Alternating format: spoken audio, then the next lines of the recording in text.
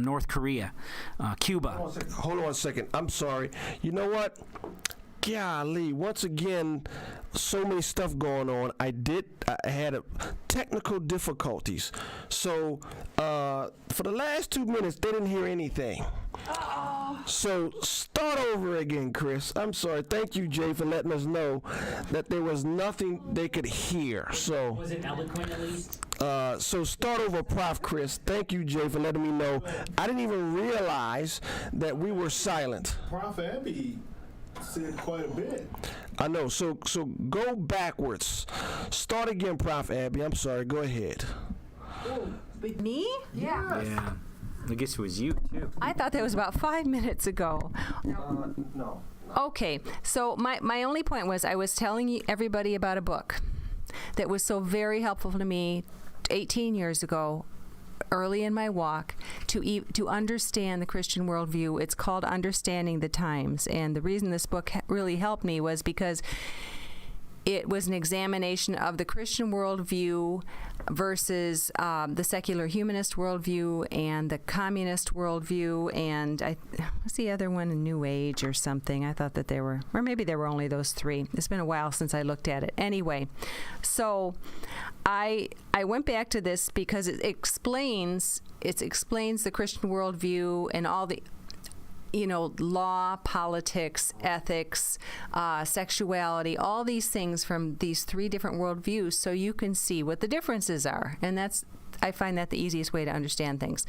Anyway, so I didn't have a lot of time today, so I went straight to the section on ethics, and it was Marxism and Leninism with regard to ethics, and it was just stunning, and I didn't even get a chance to read through the whole thing, but I was looking here and there, and when I substituted out the word proletariat and I substituted in black and and it said bourgeoisie, and I took that out and just replaced it with white,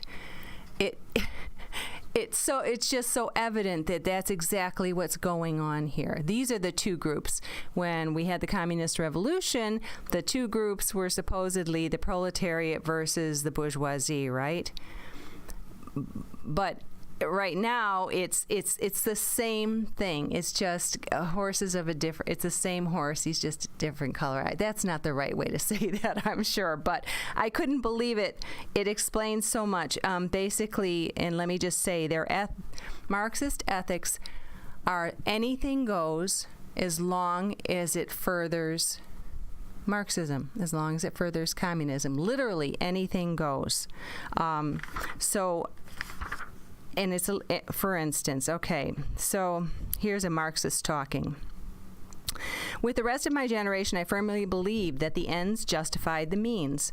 Our great goal was the universal triumph of communism, and for the sake of that goal, everything was permissible: to lie, to steal, to destroy hundreds of thousands and even millions of people, all those who were hindering our work or could hinder it, everyone who stood in the way. Wow. And isn't that exactly what history shows? So here's a question, Prof. Abby. As a Christian, why is that a problem? Maybe that's a dumb question, but Justify the means? Yeah, why is that a problem from a Christian perspective? Because God has given us absolute morality in His commandments. There's one, right and wrong transcends every single one of us. It stands above and outside us. And they out and out reject that. In fact, if I can find this quote, I hope this doesn't just ring my bell, but you go ahead and do the quote. What I'm going to do now is play a video about Marxists in action. I warn you now, this video is pretty tough to see. It is tough to see. You have, and I sent this video out to the round table earlier, you have a bunch of young people going down the street, and the neighborhood is predominantly white. Apparently it has been gentrified, and these young people are sitting up, screaming at white people in the window, telling them to get out of their houses. Here it is.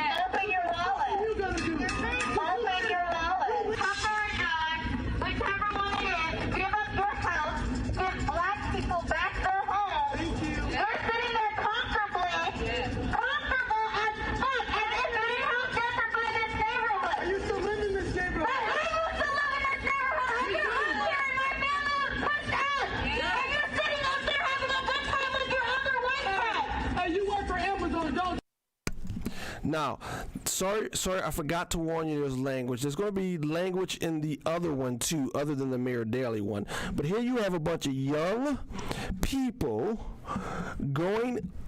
walking in a predominantly seems like gentrified white neighborhood, screaming at the people who are having coffee and tea in their houses, berating them. Unbelievable. And here's one thing I don't understand. Please, you guys got to help me out, particularly Prof. Chris, Abby, and Lisa Joy. I see white people in the crowd with these Black Lives Matters. It started off Black Lives Matters, Black Lives Matters. And as they are speaking and spewing some evil racist rhetoric, why is anyone white in that crazy crowd? I don't get it. You can answer that, Prof. Eric? Sure. Okay, Eric, you go ahead and answer it. I can't answer it. Go ahead, Eric. Okay. What's the title of our time here? Marxism. Right. Do you see black anywhere in that? Nope. Do you see white anywhere in that? Nope. That's why there's so many white people in Black Lives Matter. It has nothing to do with color. They took it, and that is their code name. And I'm not trying to be a conspiracy theorist, although all of a sudden I don't think there's such a bad thing about it. That's why they're using that as a code name. This is all about Marxists. If you look at the mission statement of Black Lives Matter, everything about that is against that which we call normal. But hold on, Prof. Eric. Here's the thing. It definitely is Marxist. There's no question about it. That's why I played it.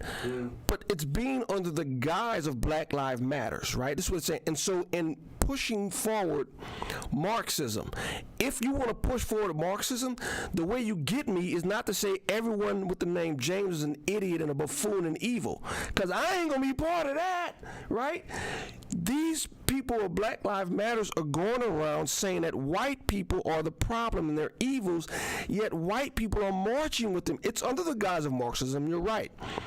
But how are whites going along with this?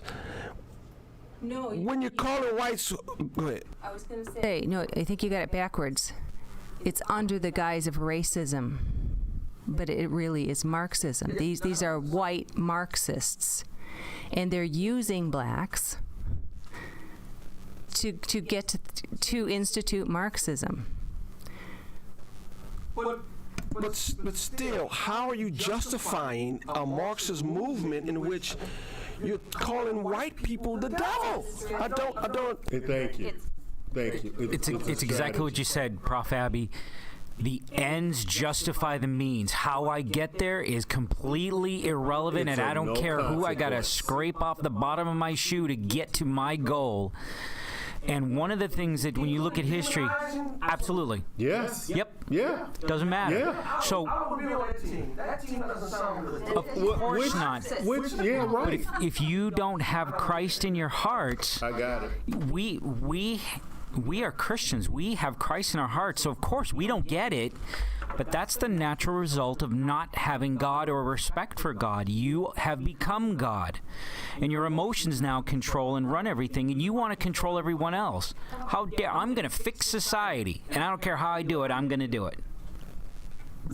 So I was thinking about when Black Lives Matter first started. And of course, no one would disagree that what happened to, the gentleman in Minnesota and the cops, no one's agreeing that that was wrong. That was not wrong. It was right. It was not right. But they keep going Black Lives Matter. And then when you point out the fact that their website says it's Marxist, they downplay that. They downplay it big time because they get people thinking that this whole, they're dragging you into it. They're dragging you into it. And some of the people that I think that the white people that are going, I don't think all of them started out thinking I'm going to be a Marxist. I don't think they thought that at all. But they don't want to be on the other side saying that we don't care. And I just go, and now I've gotten to the point where I've seen people that are just raving crazy about this whole thing. And I've actually heard Christians say, well, the phrase Black Lives Matter isn't bad. And I'm like, it's connected with really bad things. You can't separate the two. That's a problem. That's a great big giant-sized problem. It's you also have to look at it's young people, right? It's young people, and pretty much all of them are from college. And what is college teaching that other than this Marxist philosophy of the rich people are evil, though everybody wants to be rich? I thought that was interesting. You remember in the 80s, everyone wanted to be like Donald Trump. Yeah.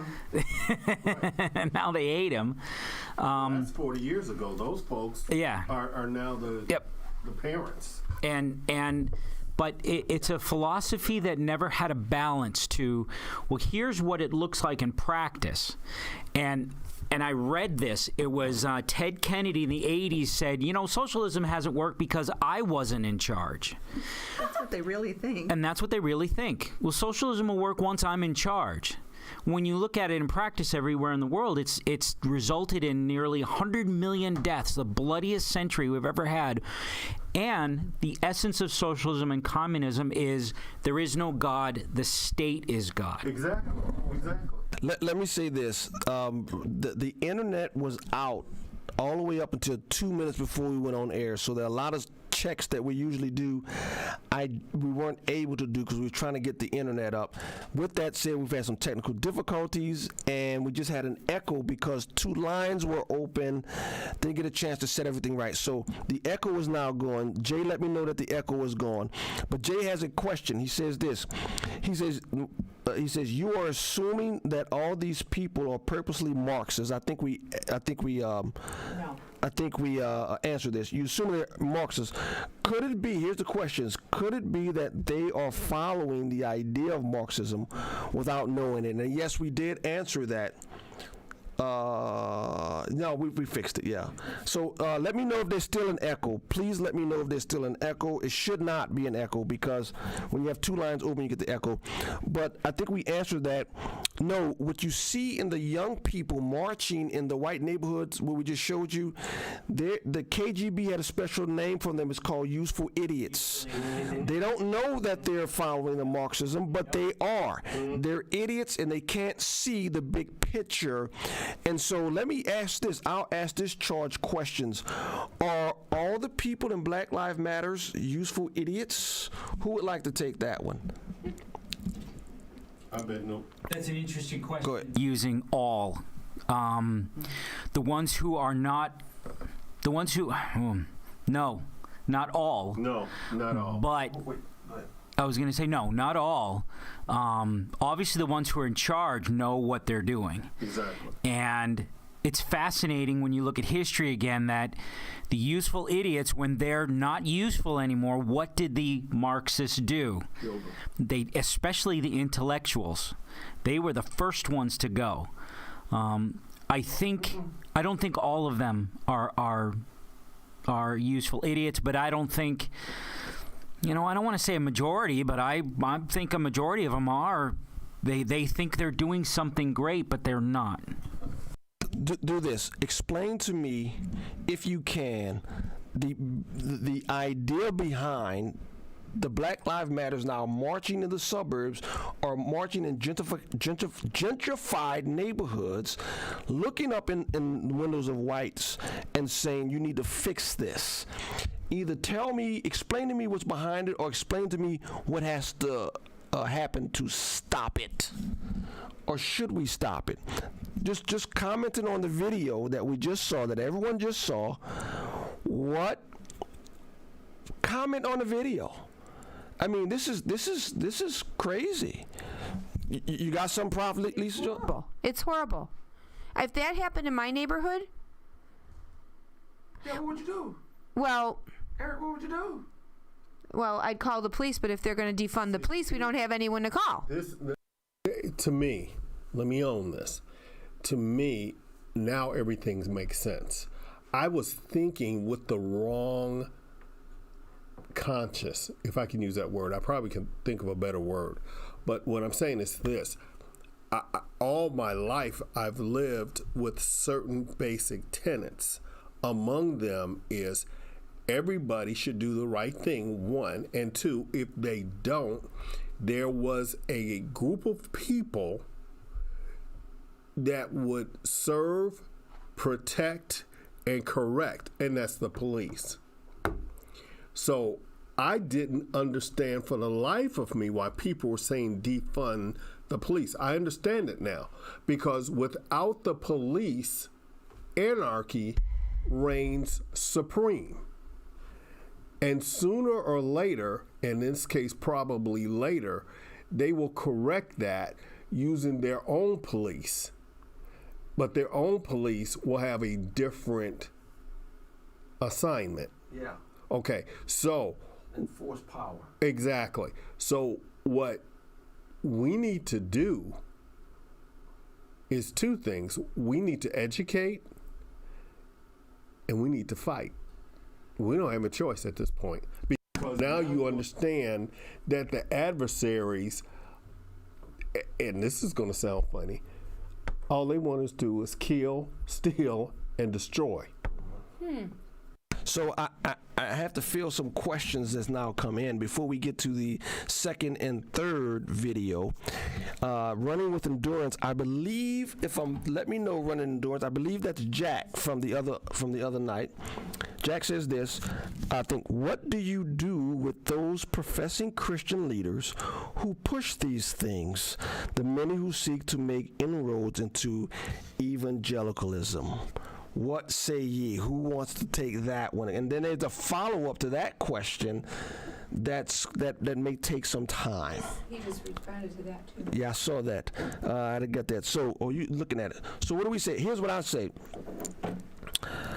To the professing, and I like that word, professing. Professing Christians who push Marxist ideology in the church. Here's what I would say to them: wolves in sheep clothing. I do not believe a man can push Marxist ideology, because at the heart of it, Marxist ideology says God is not. And once you start going down the road of by all means necessary and it's okay to cut down racial lines, that's no longer Christian. That's a completely different base from what you're working through. Right. As you moving into identity politics as becoming part of your quote-unquote Christian faith, you are moving away from the gospel. Absolutely. We are all one in Christ. Absolutely. That is the only identity that we have, is we are all one in Christ. And he died for us, yet all were sinners and deserve punishment. He still gave his life for us, that we may be saved through him. There isn't anything else. And when you start to stray away from that, I question, did you really understand the gospel and have faith? Right. Okay. So here's the follow-up to that. Good question, he says. Good question, Jack. Here is a follow-up to that. is there a place to speak against racism and injustice in the church? Is there any validity to the arguments today? I'll take that one, Jay. I'll take that one. And then I'll let us follow up. Is there a place to speak against racism and injustice in the church? Yes. In the pulpit, in Sunday school, on the church steps, in the church pews, at church picnics. It's called sin. We talk against sin. We preach against sin all the time. But you know that I think that question underlies another big problem. People have been holding organizational meetings on Sunday without using the word sin. It's called, they got a name called mega churches. That's what they call them right there. But they're really not churches that mess with sin. Every church should deal with the concept and the playing out of sin. Racism is sin. Injustice is sin.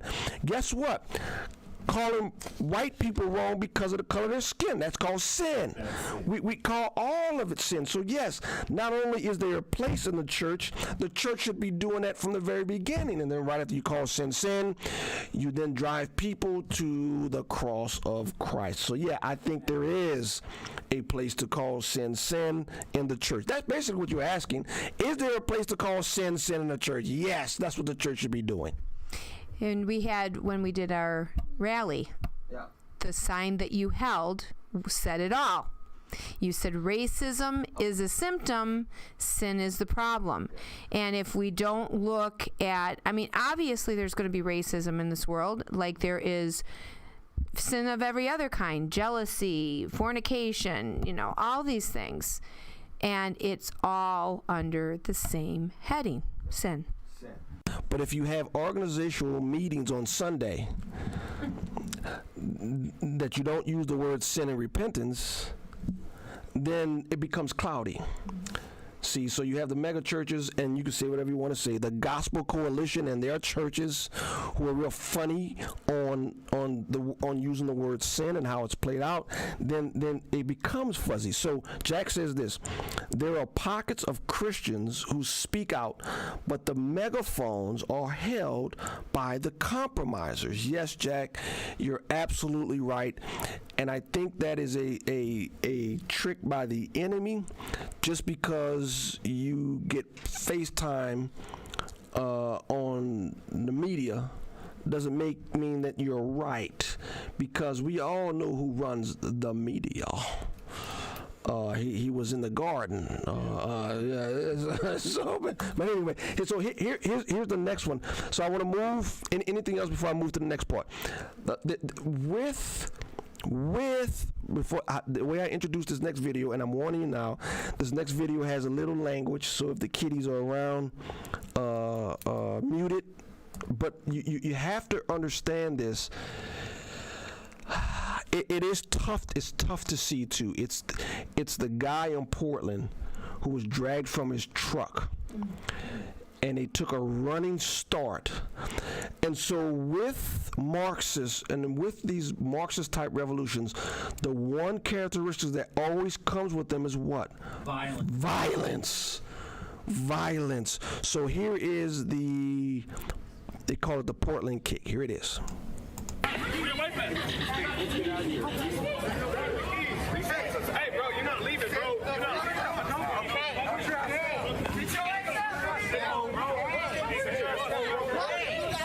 Answer the fucking phone for your bitch. Answer and let her know you're okay.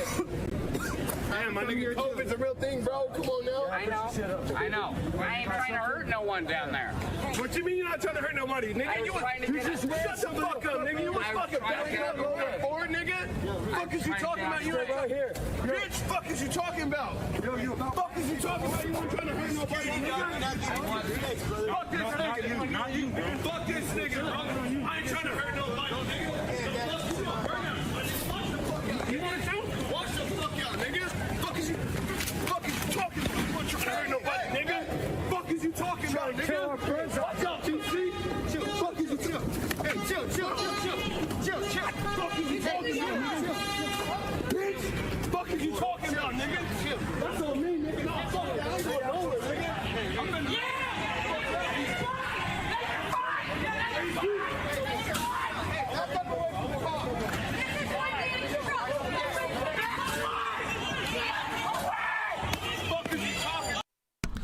That is hard to see, people. That is just so hard to see. I don't do well in those situations because I might shoot somebody. The dude, if I saw this, a dude not fighting back and a dude runs up behind him and kicks him like he did, man, look, I might be going to jail, you all, but go ahead. You want to now? Here, set it up. Go ahead, Abby. I think Lisa Joy just said, "How can you do this to someone?" And here's a quote again from my little book here, not so little. It's according to Scientific Communism, a glossary. That's the name of the book that's being quoted. Devotion to the cause of the working class. If you substitute black in there. Collectivism, mutual aid, comradely solidarity, hatred toward the bourgeoisie, just substitute white, and toward traitors and to the common cause, internationalism. So it goes on. Hatred is perfectly acceptable if it advances communism. That's the whole point. Anything is acceptable as long as it advances communism. And once you realize that, it explains a whole bunch of things. Yeah, right. It's a virtue. It's a virtue yes. in that movement. In the I still don't understand how I'm to sacrifice me for the cause. I think what you're missing, Pastor James, is they're using a race war. They're trying to instigate a race war in order to advance communism. But white people are being hurt in this, though. The white dude just got kicked in the face. First and foremost, Marxists, not white people. Well, again, the guy who was violent is probably more along the lines of the useful idiot, right? But what criticism is it on the news? I mean, it was almost forced onto the news, yep. Right? And my understanding is the gentleman in the truck stopped to help somebody else. He got beat up and attacked, got into his truck. They were trying to drag him out of his truck when he hit the gas pedal, but lost control, hit. And if you see in the video, you can see the truck up against a light post or something. And then he was delirious from that, dragged him out of the truck. And that's when this other young man came up and I thought he was kicking a soccer ball to Australia is how hard he kicked him, right? Didn't that happen a couple months? A 14-year-old guy kicked somebody who was down. Mm-hmm. Yeah. The guy. He went cold and then came back up, and they got him off to the hot. This one, my understanding, he's still in intensive care. Really? Yeah. He didn't even see it coming. No, no idea. And if you watch it again, you can see where his head hits the pavement with a thud. I think that was more of the damage than the actual kick itself. But anger and violence, that's the virtue to radically change or fundamentally change America. Right? But it's an old battle cry of this Marxist Leninism to change what people don't want to change. Hey, life is good. Life has gotten better. Oh, no. What I want is better for you. And if you're not going to, I'm going to drag you kicking and screaming into it. We were talking about, what were we talking about? Useful idiots. So here, let me just read to you the end of Useful Idiots. Lenin admitted that the proletariat, so we can again substitute right now blacks, would be willing to work with the petty bourgeois proprietors, and let's substitute white BLM members, as long as it furthered the Marxist cause.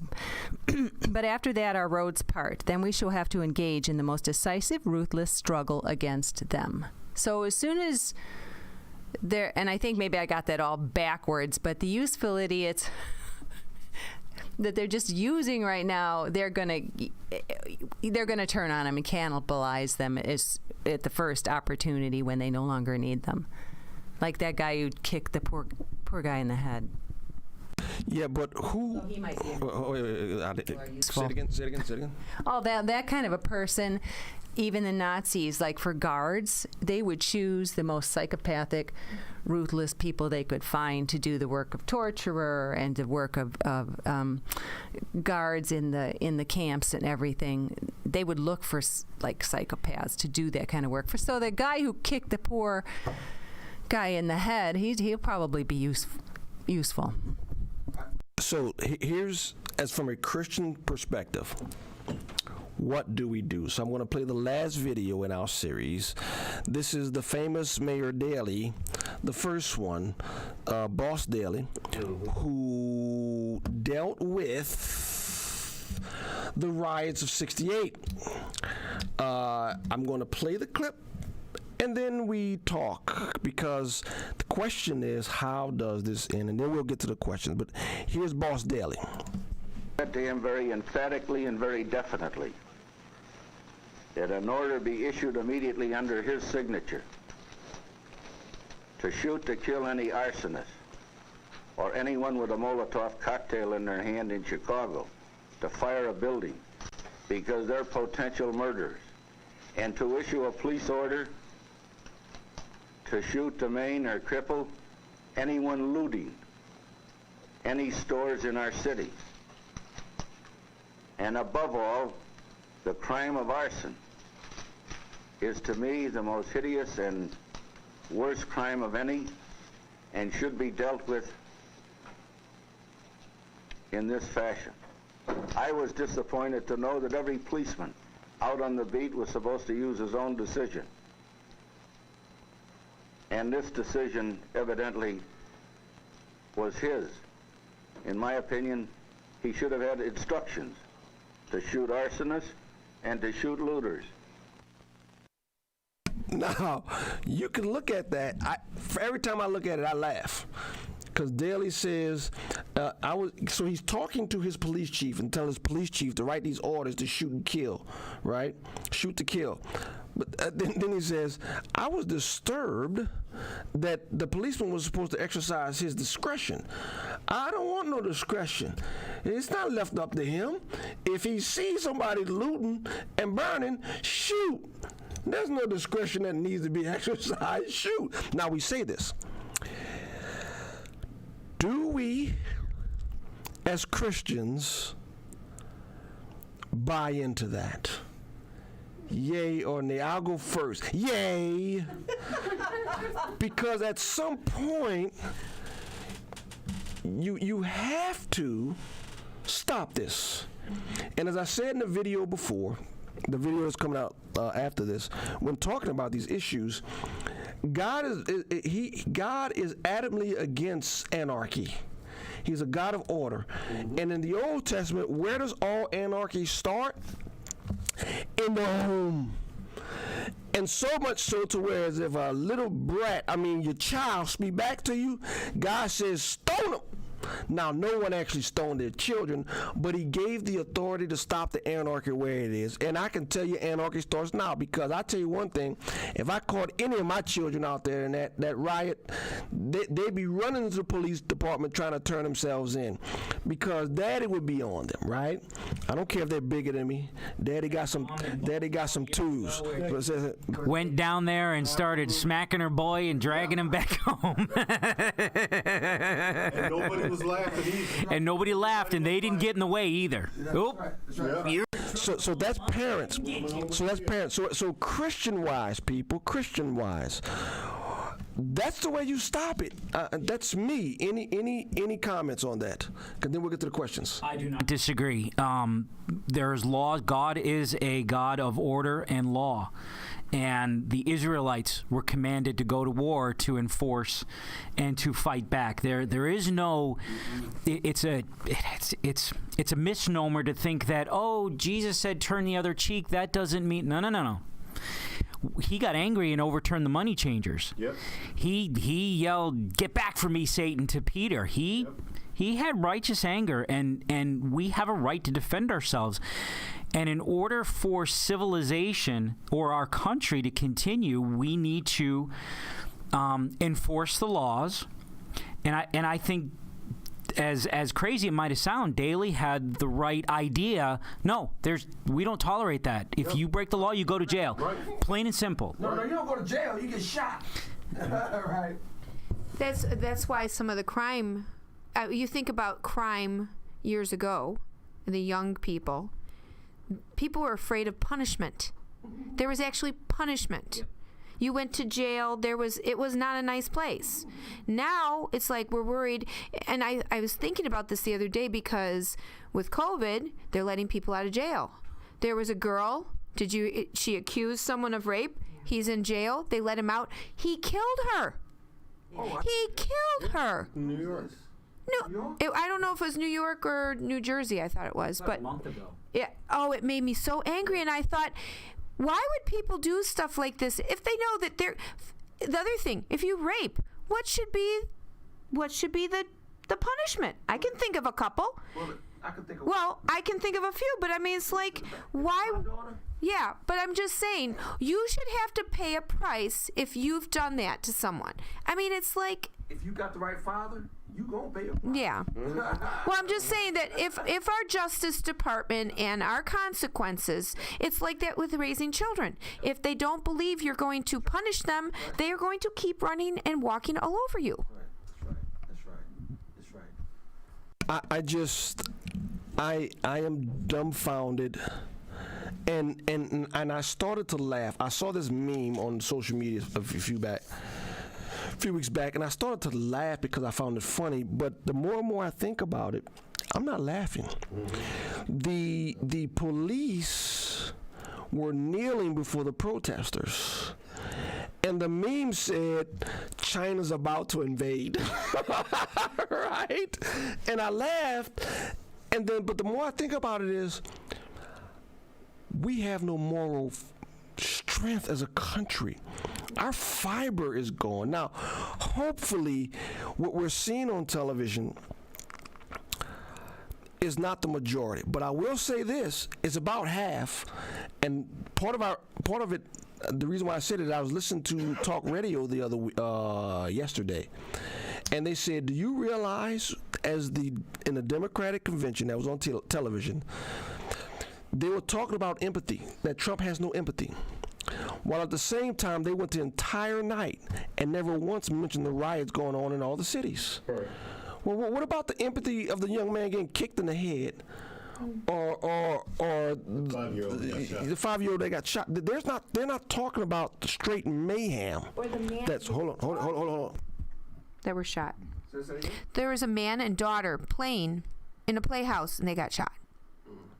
It's like, but what empathy is there to continue to let the foolishness go on? You have to stop this. And I don't think that goes against my Christian faith to stop this. We joke. Sometimes half-heartedly joke. Sometimes it's serious. And then we'll get to the questions. So, I'd like to. Okay, go ahead. I'd like to. I was thinking about this, about what Mayor Daley said, and I'm right there. Emotionally, let's start tomorrow. Make the announcement, give them fair warning, and we're ready to roll, right? And I was thinking, what would King Solomon have done in this situation? What would King David have done? I mean, they would never have put up with any of this. It's just astonishing when Pastor James first mentioned to me, come so far. Hey, oh yeah, Lisa Joy says we come so far. Not so much. He said, well, I think maybe they should start shooting to kill it. It sounded really shocking to me because I am a product of this culture. I said the first night. But he's right. That's right, because they're doing it. And think of, we have people with Molotov cocktails. We have people been blinded. We have, these people can easily kill somebody. They're killing them. And they have, and in a few cases they have. So yeah, they are endangering people's lives. I am right there with Mayor Daley. Roll it out tomorrow and see what happens to all these people. Now, we say this. I was told today of someone at the church had a friend whose husband lost his job, and so he was Ubering trying to make ends meet. Honest guy, lives right here in Palatine, Illinois. Oh, wait a minute.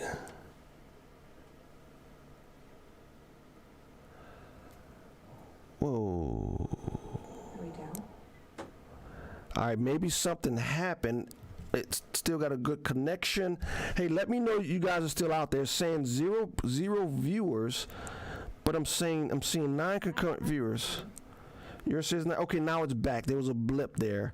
Now it's back. Okay, so as I was saying, there was a guy here who in Palatine was making ends meet, was riding Uber, and was driving downtown sometime last week, saw the looters, turned around to flee, and they shot a bullet into his car. The bullet went to the car, entered his back, ricocheted off of some sort of bone, went up through the lung, and lodged in his brain. They said, fortunately, now here's the sad part, fortunately, the only thing he lost was vision in one eye. So that's what's going on. A man who was Ubering trying to make money for his family in this chaos, this utter chaos, gets caught up in things like that. This has to stop.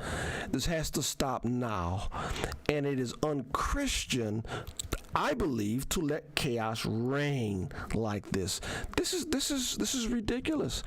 So I was going to tell a story real quickly. There was a person who said, look, if the apocalypse comes, all the food trucks stop.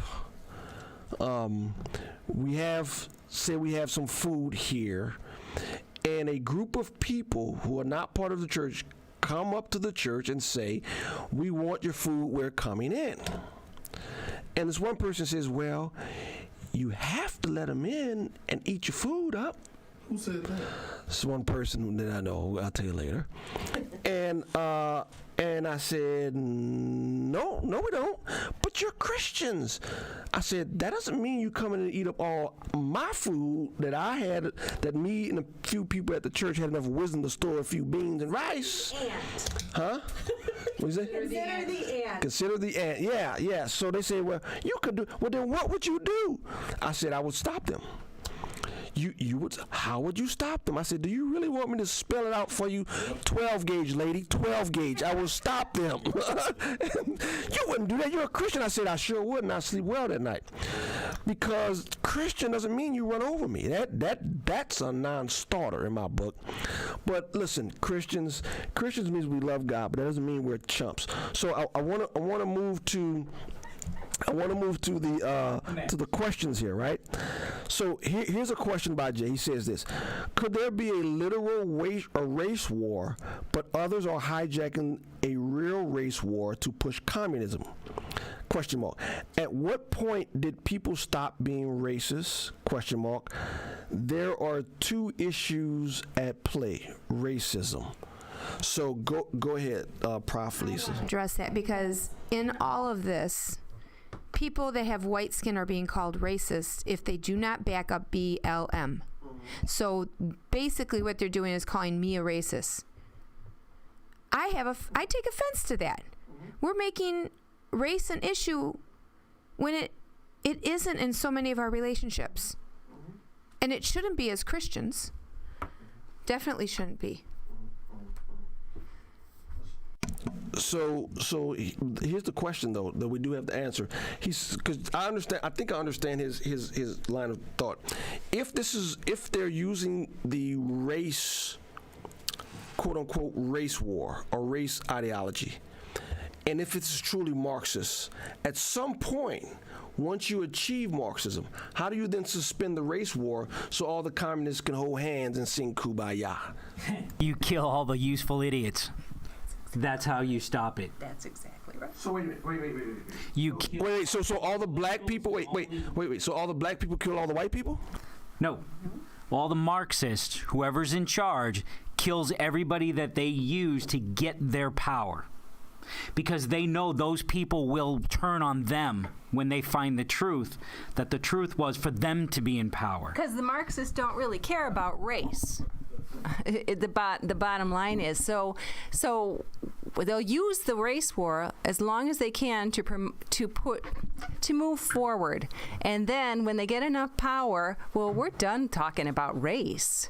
It's all about and the people who thought that this was all about race are going to have a really nasty surprise.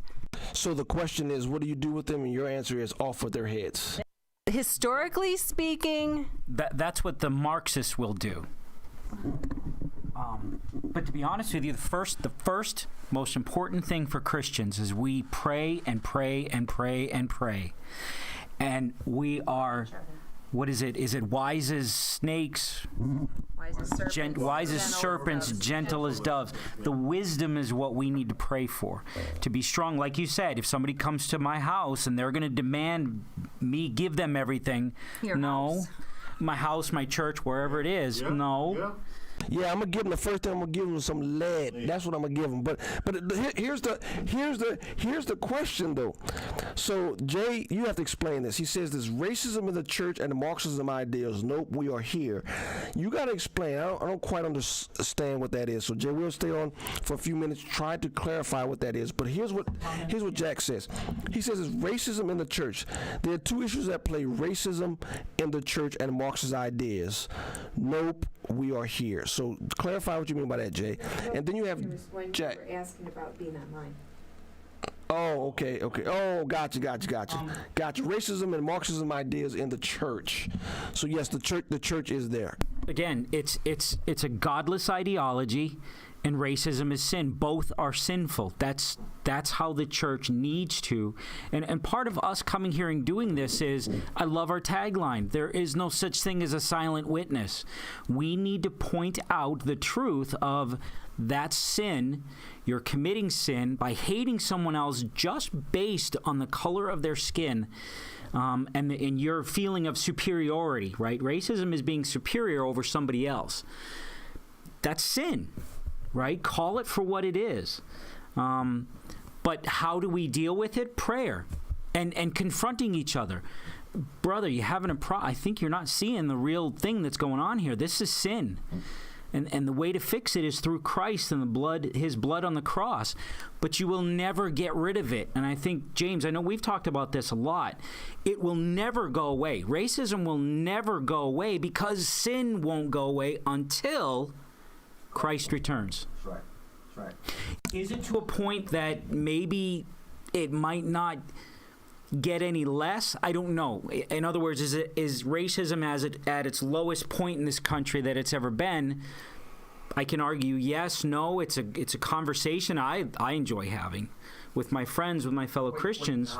Wait, are you saying racism is lowest now? Has it been going down? Where are we now? But it has been going down, or at least it was. We were at its lowest in 2008, December 2008. Barack Obama ascended to the throne in January of 2009. Has been going down ever since. But anyway, here. But my point is it will. There's a certain point where it'll just 1% of the population. I don't know what that is. I'm just saying there's a certain point where there's going to be people in this world that are going to hate you, James, because you're a black man. They're going to hate me because I'm a white guy.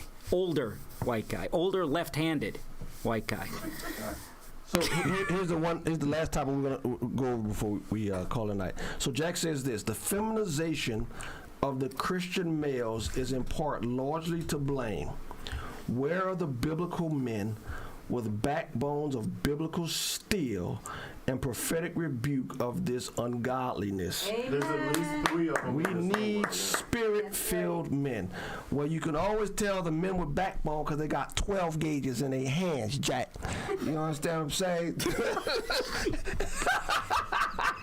That's my new blues band, James and the 12 gauge. All right, so what do we say with that? The feminization of the Christian male. I would agree with that. And I think at some point it was no longer Christian to point out false teachers. Paul did it all the time. Exactly. Paul did it all the time. Wait, hold on. 50 years. Wait, hold on, Eric, go ahead. Yeah. I said that's been the case for the last 50 years. The church actually has become nothing more than a sanctified social service agency. Which is a result in a bunch of compromise, thinking that if we give this up, maybe they'll understand, or maybe no, none of that has occurred. Every time we gave, they took. And this is where we are now. At some point, we're going to have to say, okay, enough. So he says there needs to be a spirit-filled men. He said there seems to be precious few. Jack, absolutely agreed.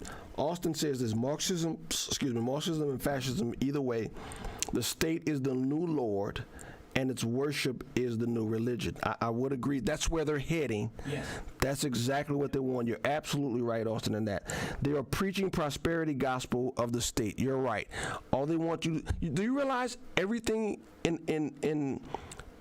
even now, what seems to be the holy grail of politics? The economy. Forget about the babies being slaughtered in the womb. Forget about children who the state is allowing to change their quote unquote sex. They can't, but they're trying. That's not even an issue anymore. Those things that used to be social issues that were big, they're not even issues anymore. That's a big that's wait, hold on. That's a very fascinating thing that was brought up in terms of the economy, because if you look, there are 3 stock exchanges, basically. You've got Standard & Poor's, you've got NASDAQ, and you've got Dow Jones. Yeah. The new stock exchange, the stock exchange for the 21st century, is NASDAQ. The last, I'd say 10 days, 2 weeks, the events, I think everybody will agree, the events drive the stock exchange. Well, the events of the day has consistently drove the Dow Jones down, while at the same time NASDAQ and Standard & Poor's have hit new highs, even now. So some of the things that we would consider an issue from a social standpoint in terms of changing what you just said, changing the sex of a person, we would consider it a bad thing, but the new stock exchanges are going up because they consider that a good thing. Let me say this, because there's 2 things going back and forth here. Jay and Jack. Jay says this racism is real and Marxism is real. So there are 2 issues going on and need to be dealt with. We can focus on Marxism but ignore racism. How do we deal with both? Then he goes on and says that statement is true, but inconsistent. He'll explain, but inconsistent statement with how we live. We never tell someone sin won't go away. We only do that with racism. Jack responds, Jay, you have to define racism, classical or new, systematic or individual. Where you fall on those categories determine much. Running with endurance, I agree, another day perhaps. And running, so let me weigh into that right quick. Maybe at other churches, but I don't think at New Hope we say don't worry about your sin. That sin will just go away. We do correct people. Now, as a church as a whole, the church will never stop racism. Just won't do it. Not going to stop adultery. Society is what you're talking about. No, the church. Say that again. Are you talking about in society? I'm talking about in the church, too. Anywhere. Anyway, but okay, but I think are we talking about the difference between groups and individuals? So you're going to say, you're talking about you're not going to eliminate entirely amongst a whole group of people, whether it's in the church or in society. You're not going to get, but you deal with individuals as the issue comes up, and that's the same with every sin, not just racism. It's the same. The reason why I'm saying that, it seems like Jay and people who are advocating these things, the J.D. Greers and the social justice people, is their goal is to end racism. Well, my thing is, have your goal to end adultery and stealing and lying and all that. Since you can get rid of racism, you can't, you won't, you will never. The church's job was never to end racism. That's where the fallacy comes. The church's job was never to remove sin, but to preach a God who can save you from your sins and ultimately wipe sin from the world. So I think that's a bait and switch. The social justice people, so that's how they get people ginned up. See, racism in the church, yeah, there's lying in the church. There's adultery in the church. There's fornication in the church. And guess what? There's racism in the church. And guess what? There's always going to be racism in the church. But you deal with it from a leadership perspective when those ugly monsters rear their head. To say there's racism in the church is a false is a red herring. Because there's not only racism in the church.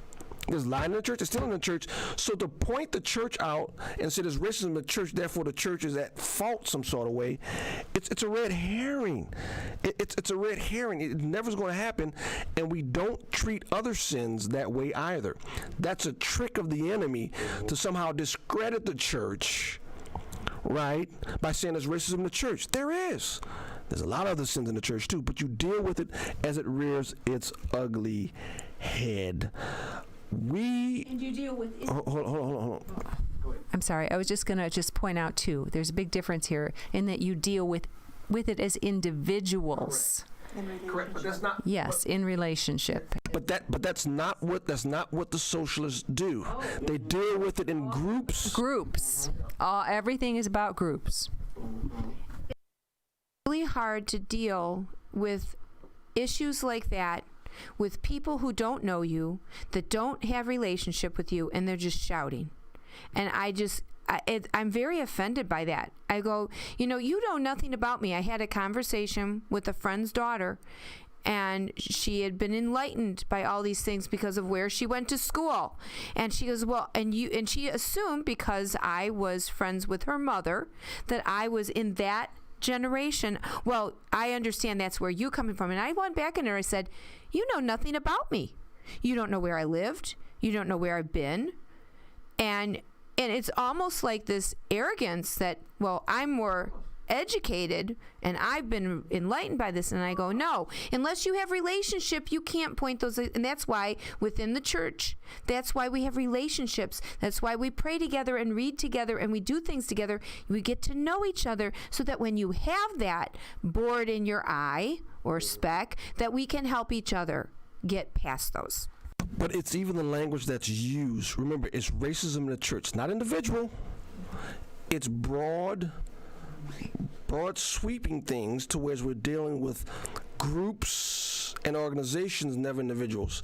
And the church was never designed to do such a thing, and it never will. Last thoughts. Yeah, I don't know what Romans 2. Sorry, I haven't read it. That was such a good thing because Romans 2:6, what comes before 2:6 is even better. Starting at verse 4. Or do you think lightly of the riches of his kindness and tolerance and patience, not knowing that the kindness of God leads you to repentance? But because of your stubbornness and unrepentant heart, you are storing up wrath for yourself in the day of wrath and revelation of the righteous judgment of God. And here's 6. Who will render to each person according to his deeds. Thank you so much for putting that in there. Each person, not each church, not each people group, not white people, not black people. And it's so wrong. Remember, that's a trick of the enemy to start getting us to think in groups per se, because you start elevating the groups instead of individuals. So I'm not the white devil? Well, we don't. We don't know about you, Chris. I mean, last thoughts. And James, you're right. All the years of our discussions and our wonderful, wonderful head-butting that helps me to learn. I love our discussions, and Professor Abby, and now Lisa Joy and Eric. The ultimate goal of the church is to preach the good news that Christ came and died for us. That's it. We are all one in Christ, and his blood is what saves us, not social justice, not kicking people in the head. not even giving in and letting you take all my stuff. The blood of Christ saves us. I'll end with this. I'll end with a joke. Red Fox had his TV show back there in '72, and he was talking to Aunt Esther. You remember Aunt Esther? He said everybody was going around saying black is beautiful. They took one look at your family and they said, hold everything. Y'all have a good night. We're gone.